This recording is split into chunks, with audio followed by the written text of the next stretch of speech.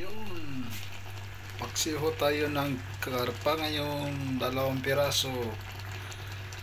May 1 kilo, 2 piraso lang yan. 1 kilo agad. Yan, may nilagyan ko ng bawang, sibuyas, luya, laurel. Pinaksiyo ko muna sa suka.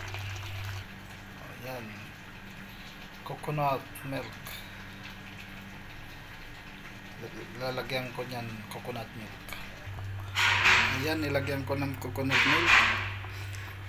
Hintayin na lang natin maluto siya. Luto na yan, naluto na yan sa suka kasi ginataan ko na lang. At dahil dyan, luto na yung ulam natin ngayong araw. Don't forget, like and share. Enjoy watching. Try nyo, masarap.